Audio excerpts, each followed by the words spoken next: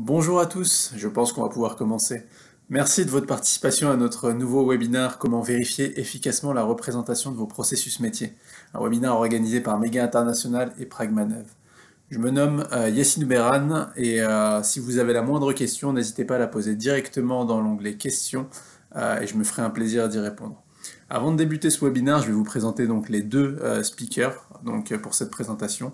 Donc, il y aura Fabien Pioli qui est Functional Pre-Sales chez Méga International et Mial Bromboli qui est Functional Pre-Sales chez Pragmadev. Avant de débuter, je vais vous prendre une petite minute en plus pour vous présenter les deux organisations au cas où vous ne les connaîtriez pas. Donc, nous avons Méga International, qui a été fondé en 1991, donc plus de 30 ans déjà, et qui est éditeur de logiciels d'architecture d'entreprise, de gestion des processus, de GRC et de gouvernance des données. Donc, Méga International est reconnu par les analystes comme étant leader, comme le Gartner ou encore le Forrester, et a aujourd'hui plus de 2000 clients dans plus de 50 pays. Pragmadev, pour sa part, a été fondé en 2001 et éditeur de logiciels destinés justement à la réalisation et la vérification des modèles fonctionnels. Et Pragmadev est fournisseur des plus grands industriels dans le domaine de l'aéronautique, du spatial, des télécommunications ou encore de l'automobile. Je ne m'attarde pas plus longtemps sur cette introduction, je vous laisse avec nos deux speakers. Encore une fois, si vous avez la moindre question, n'hésitez pas à la poser directement en commentaire et je vous souhaite une bonne présentation. Merci Yassine pour cette introduction. Je suis Fabien Pioli, consultant avant-vente chez Méga International et aujourd'hui je vais vous partager notre vision concernant la mise en place d'une démarche processus efficace. Alors, la mise en place d'une démarche processus efficace commence toujours par une étape qui nous semble importante à nos yeux, puisqu'elle constitue la clé de la réussite en termes d'efficacité opérationnelle et je veux bien entendu parler de l'élaboration d'une base de référence de processus. Et en redonnant de la visibilité sur vos processus avec cette base de référence, vous allez pouvoir comprendre quels sont les éléments de votre organisation qui rapportent le plus de valeur ajoutée, mais aussi vous allez pouvoir reconcentrer les investissements sur l'amélioration des processus les plus pertinents. Et ce, en fonction des chaînes de valeur qui rapportent le plus à votre entreprise en termes d'efficience opérationnelle. C'est-à-dire de retrouver une maîtrise des coûts tout en générant des revenus structurels et en accroissant la satisfaction client. Et d'autant plus que cette vision globale comble l'écueil bien connu que les processus non identifiés et parsemés dans l'entreprise, dans divers silos, ne permet pas de créer un réel engagement des parties prenantes dans l'exécution, mais aussi dans la transformation métier des processus. Surtout si ces parties prenantes sont des sponsors, parce qu'il va falloir les convaincre en leur démontrant quels sont les processus qui participent stratégiquement aux valeurs de l'entreprise grâce à cette base de référence. Et si par contre ces parties prenantes sont au cœur de la business transformation, comme par exemple des responsables de processus, eh bien cette base de référence va offrir un réel regain de motivation, d'autant plus qu'ils seront impliqués dans son élaboration, avec pour leitmotiv d'avoir une stratégie globale définie ensemble. Et donc on le verra dans le cadre de notre démonstration autour d'un cas d'usage d'un aéroport qui souhaite répondre à l'insatisfaction d'un service en commençant tout d'abord par identifier les chaînes de valeur les plus bénéfiques en termes de valeur pour l'entreprise, et ça va pouvoir se faire très facilement grâce à la vision globale qu'apporte une base de référence de processus. La base de référence doit mettre en chorégraphie un ensemble de parties prenantes, en leur redonnant une vision globale afin d'identifier les processus qui participent à la création de valeur, mais également aussi de les impliquer dans un cycle d'amélioration continue.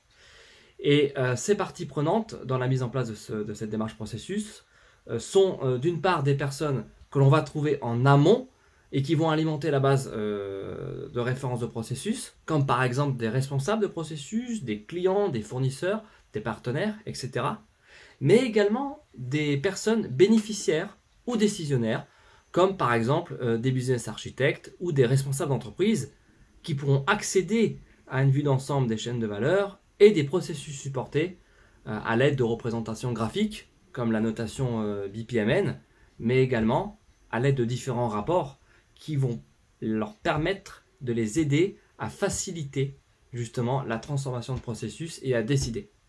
Et donc vous le voyez ici, cette démarche permet réellement de faire collaborer et surtout d'engager tous ces acteurs au sein d'un même référentiel.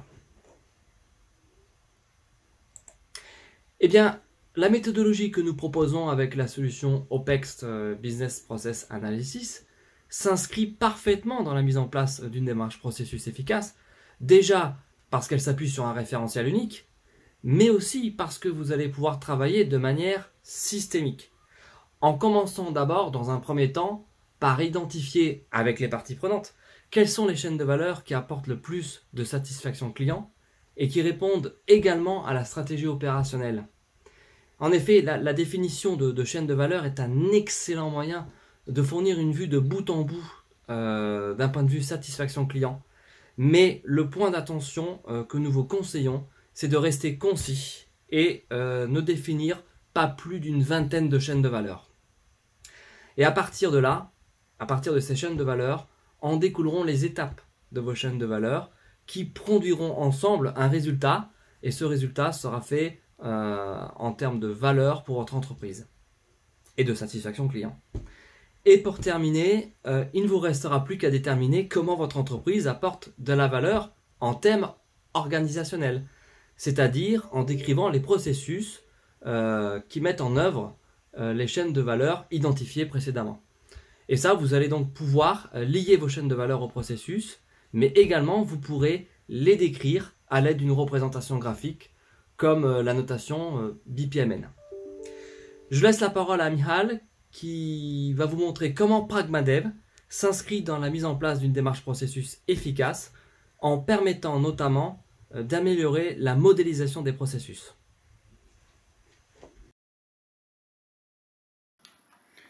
Merci Fabien. Les organisations complexes ou les opérations système sont basées sur des processus décrits dans les modèles graphiques. La notation la plus populaire pour cela est le BPMN. Elle permet de décrire ce que font les différents participants à un processus et comment ils interagissent. Ces processus doivent être discutés, validés avant d'être appliqués en situation réelle. Toute mésentente du processus peut conduire à une situation catastrophique sur le terrain.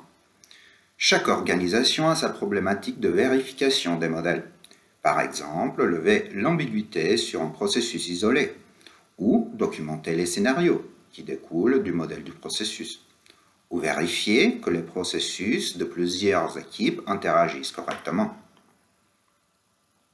Alors, comment puis-je vérifier mon modèle OPEX ?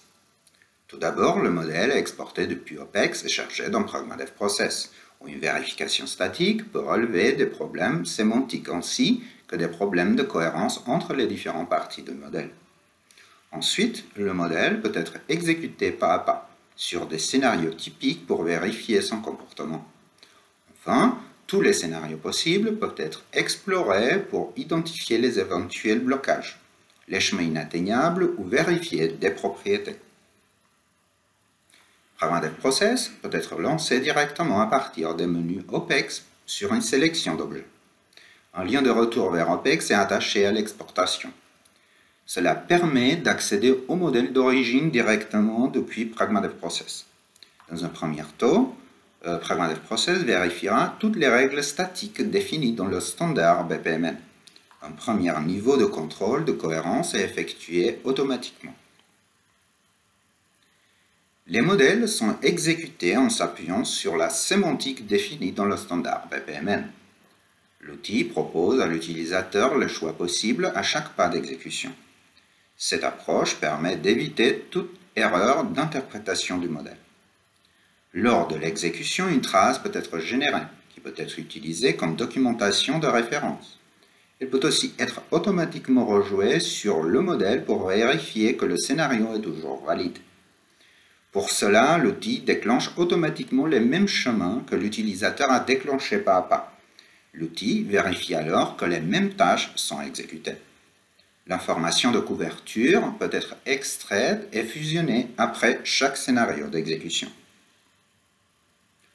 Pragmadev Process peut explorer automatiquement tous les chemins possibles d'exécution. Le nombre de chemins est un indicateur de problèmes possibles dans le processus. Par exemple, si un modèle constitué d'une quinzaine de symboles permet des milliers de pas d'exécution, il est probable que ce n'est pas ce que voulait décrire le modeleur. Grâce à un moteur d'exécution exhaustif, l'outil peut automatiquement identifier les chemins inatteignables dans le modèle. Dans ce cas, les éléments impossibles à atteindre sont affichés dans l'éditeur. Une propriété peut être automatiquement vérifiée à chaque pas d'exécution. En cas de violation, l'outil générera automatiquement le scénario qui a mené à ce cas. Un blocage est une situation dans laquelle il n'y a plus d'action à exécuter alors que le processus n'est pas terminé. La propriété prédéfinie de deadlock permet de les identifier automatiquement dans le modèle. Je laisse maintenant la parole à Fabien pour une démonstration.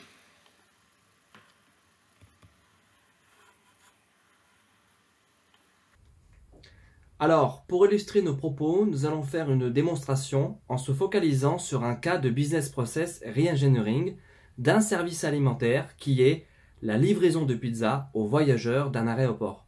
En effet, la stratégie de la société a défini qu'il fallait apporter des améliorations à ce processus. Mais comment être sûr que cette nouvelle chorégraphie du processus est plus efficace que l'ancienne?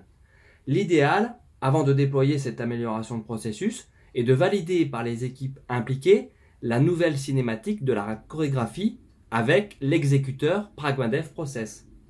Et une fois validée, une analyse automatique des comportements inattendus et des propriétés de sécurité sera réalisée avec l'explorateur de PragmaDev Process. Commençons directement notre présentation depuis la solution OPEX Business Process Analysis qui vous permet d'avoir une vue d'ensemble de vos chaînes de valeur mais également de vos processus.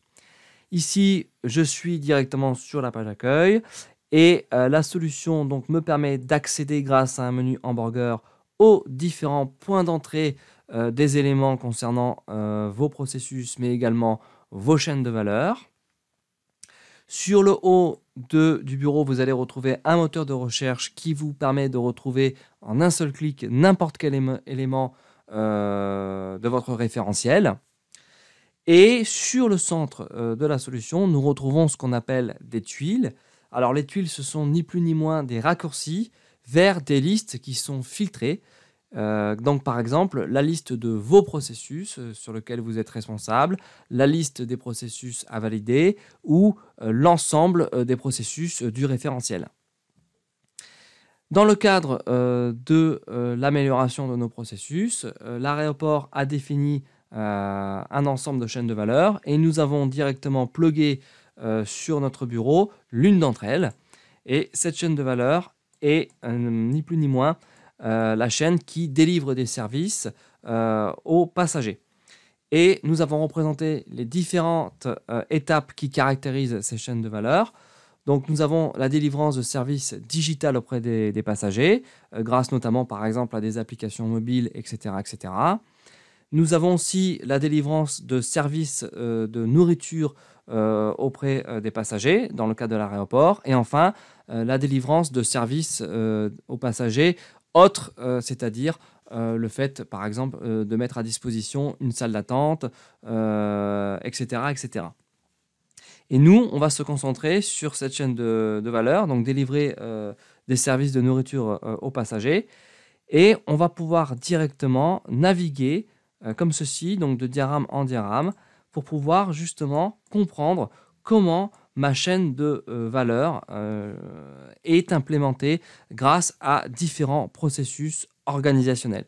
Donc ici, nous avons donc pour délivrer des services alimentaires, un processus qui est donc la vente de pizza et aussi la vente de glace directement dans l'aéroport.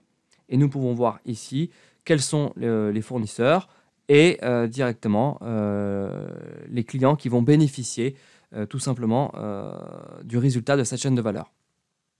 À partir de là, je vais pouvoir toujours continuer ma navigation et zoomer dans mon processus vendre des pizzas pour pouvoir voir comment il est représenté graphiquement grâce à la modélisation BPMN. À partir de là, je vais pouvoir passer en mode édition pour modifier la chorégraphie de mon diagramme avec la notation BPMN. Donc là, je vais supprimer une séquence. Et à partir de séquence, on va rajouter une gateway parallèle. Et à partir de cette gateway, ce qu'on va faire, c'est qu'on va directement brancher un événement intermédiaire de type message. Voilà, et à partir de ça, je vais mettre une opération qui va arriver directement là. Donc on va la nommer faire patienter les voyageurs, le client. Et on va reboucler directement depuis l'événement que nous avons créé.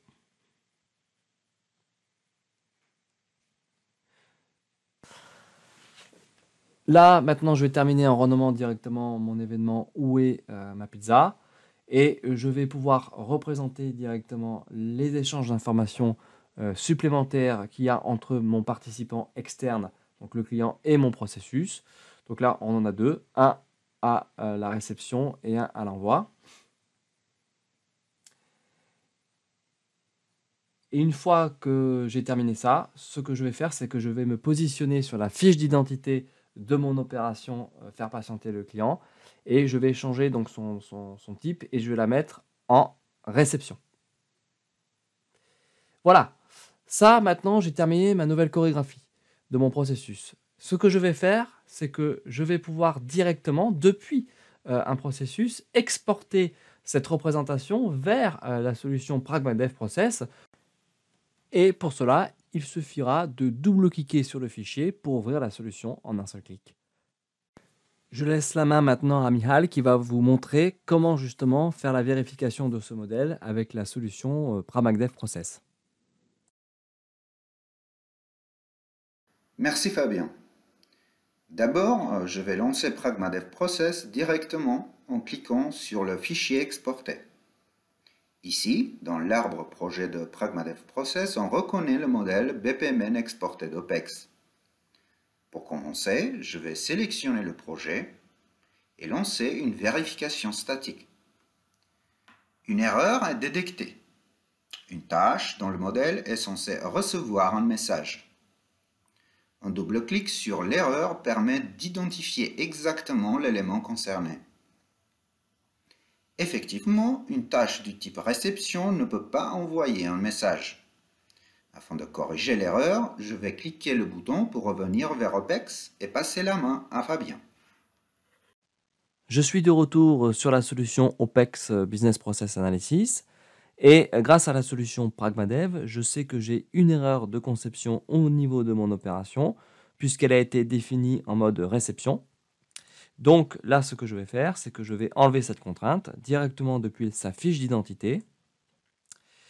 Donc voilà, j'enlève cette contrainte et là, on peut voir que la forme se met automatiquement à jour. Maintenant, je vais pouvoir repasser en mode Preview. Et ici, nous avons donc la possibilité d'exporter les deux process, donc le process vendre une pizza, mais également le process client. Et là, je peux directement drill donner dans ce process client grâce à la navigation dans OPEX. Et là, je peux voir comment mon processus client a été conçu avec la notation BPMN. Et on peut voir qu'il y a bien un échange qui se fait entre la partie client et la partie vente de pizza. Maintenant, on va exporter ces deux modèles en même temps. Donc là, on peut le faire depuis le menu principal, directement avec le bouton Export vers les process.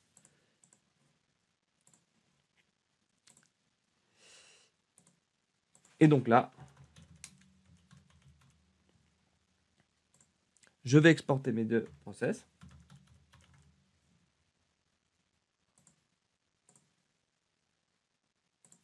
Directement. Le fichier a bien été généré. Maintenant, je passe la main à Michal qui va ouvrir ce fichier depuis la solution PragmaDev.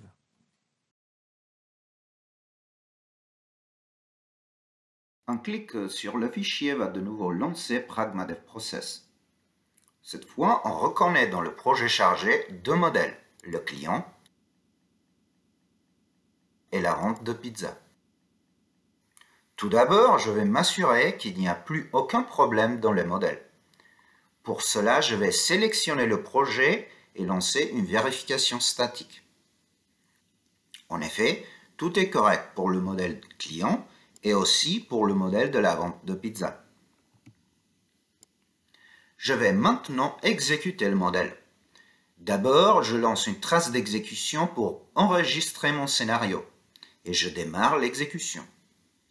Désormais, je peux interagir avec les éléments du modèle marqués en bleu pour avancer l'exécution. PragmaDevProcess permet l'exécution et l'interaction de plusieurs participants. Ici, il est possible d'exécuter aussi le processus client en cliquant sur l'élément. Pour le moment, je m'intéresse seulement au processus de la vente de pizza. Je vais ignorer le processus client avec un clic droit sur l'élément. Un clic sur le flux de messages commande de pizza va démarrer le processus. Je fais avancer l'exécution en cliquant sur les flux de séquences ou les flux de messages. À chaque pas, l'exécuteur me propose les actions possibles. La pizza est prête pour être livrée. La livraison de pizza est une activité d'appel. Je vais cliquer sur l'activité pour exécuter le processus de livraison. Le processus de livraison est démarré. Le client peut désormais prendre sa pizza et payer. Quand le processus de livraison arrive à sa fin, l'exécution revient au processus appelant. L'activité de livraison est terminée. Maintenant, il ne reste que finaliser le processus de vente de pizza. Toutes les actions déclenchées pendant l'exécution pas à pas ont été tracées sous forme de diagramme de séquence. Je vais enregistrer la trace d'exécution. Je vais appeler ce scénario Pizza OK. Je peux maintenant arrêter l'exécution. Le scénario Pizza OK a été rajouté dans le projet. Un double clic va ouvrir la trace en mode édition. Ici, je peux modifier, créer ou supprimer des actions. Par exemple, on peut imaginer un scénario où le client ne paye pas parce qu'il n'a pas d'argent. Je vais enregistrer cette modification dans un nouveau scénario. Je vais l'appeler Pizza KO. Le rajouter dans mon projet et fermer l'éditeur. Il est possible de rejouer un scénario sur un modèle. Un clic sur le bouton va lister tous les scénarios possibles. Le scénario Pizza KO m'intéresse. Je vais le sélectionner et rejouer. Le scénario est ouvert en mode exécution.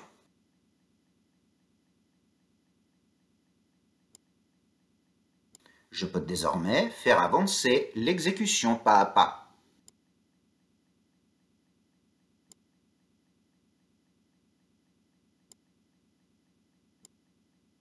Ou rejouer le scénario jusqu'à la fin. L'exécution s'arrête parce que le livreur attend d'être payé, mais le client n'a pas d'argent. Je vais arrêter l'exécution du scénario, fermer l'éditeur et arrêter l'exécution du modèle. Il est possible aussi de rejouer plusieurs scénarios. Pour cela, je vais d'abord revenir sur le diagramme de la vente de pizza et cliquer le bouton. Je vais sélectionner les deux scénarios et rejouer. Bien évidemment, le scénario Pizza KO échoue. Un double clic sur le scénario permet d'identifier l'élément problématique dans le modèle et le scénario.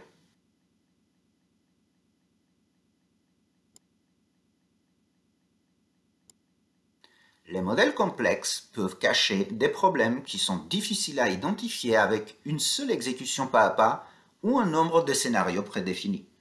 L'exploration de tous les chemins possibles d'exécution permet d'identifier des problèmes de blocage ou les chemins inatteignables. Je vais d'abord revenir sur le diagramme de la vente de pizza et cliquer le bouton afin de lancer une exploration.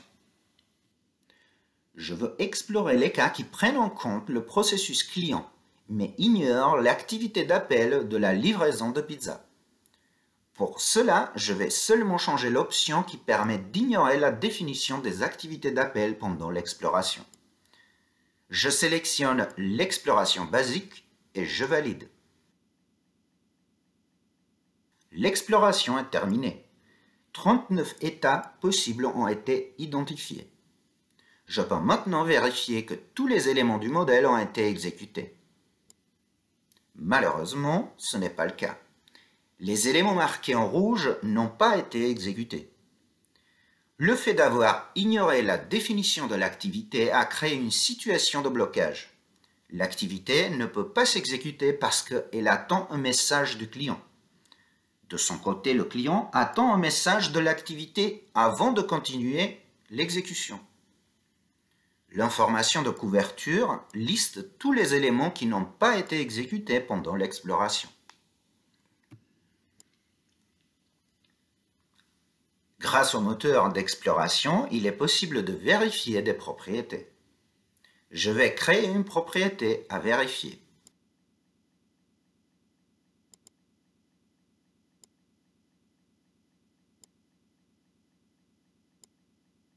Je vais l'appeler simplement pizza.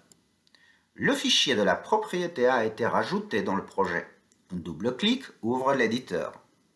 D'abord, je vais créer les participants des deux processus. Le client,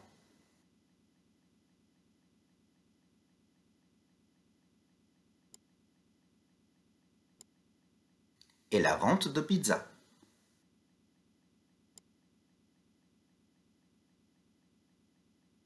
Après, le message « commande de pizza » comme précondition avec le préfixe « E ».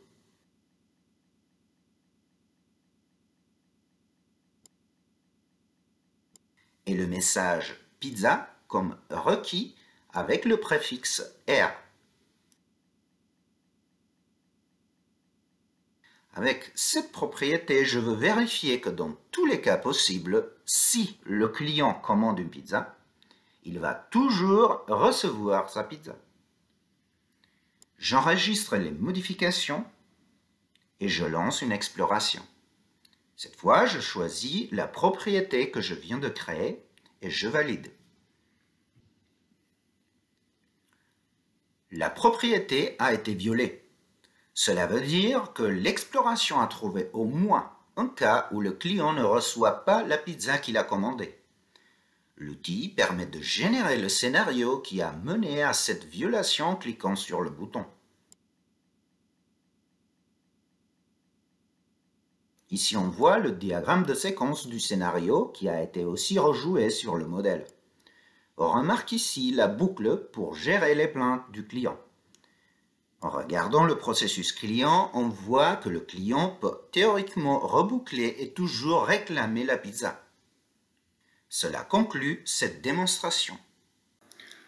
En conclusion, nous avons présenté durant ce webinaire les capacités de modélisation de OPEX combinées aux capacités d'exécution et d'analyse de Pragma DevProcess. Le fait de modéliser le processus avec les différentes parties prenantes permet d'obtenir une meilleure compréhension du fonctionnement de l'organisation. La formalisation du processus amène naturellement à détailler les opérations des différents participants et leurs interactions. L'analyse, grâce à l'exécution, met en exergue les approximations du processus et les problèmes d'orchestration. La chaîne d'outils garantit la conformité aux exigences et aux réglementations grâce aux capacités de vérification des propriétés fonctionnelles ou de sécurité.